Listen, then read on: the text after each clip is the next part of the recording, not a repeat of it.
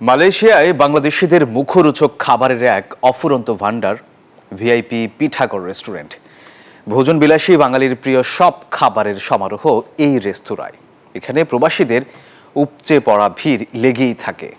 Malaysia থেকে মুস্তাক রয়েলের তথ্যচিত্রে বিস্তারিত desk রিপোর্টে। মালয়েশিয়ায় বাংলাদেশি খাবারের জনপ্রিয়তা দিন দিন বাড়ছে।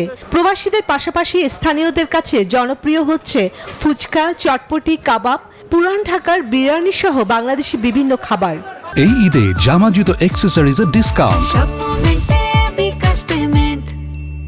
পুরান ঢাকার যে জালি কাবাব আছে, পুরান ঢাকার তেহারি আছে, আপনার এখানে পুরান ঢাকার স্পেশালি পোহাটা পাওয়া যায়, বিভিন্ন আইটেম পাওয়া যায়। মজার যে খাবারগুলি এখানে এসে পাওয়া যায়, এই জন্য আমরা এখানে বারবার এখানে এসে এনজয় করি। খাবারগুলোর মান খুবই ভালো, তার জন্যই আসছে, এবং বিশেষ করে কাবাবগুলো আরও টেস্টি এবং ভালো।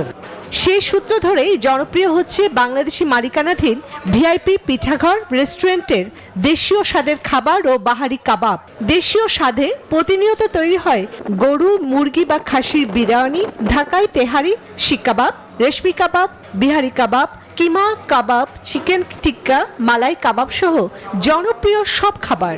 বাঙালিয়ানা যে খাবারগুলি পুরান ঢাকায় বা বিভিন্ন আমাদের ঢাকা শহরে বিভিন্ন জায়গায় বড় বড় নামি দামি রেস্টুরেন্টে যেসব খাবারগুলি তৈরি করে, চেষ্টা করি ইনশাল্লাহ সেই খাবারগুলি আমার রেস্টুরেন্টে আমি আমার ক্রেতাদেরকে উপহার দেওয়ার চেষ্টা করি সবসময়।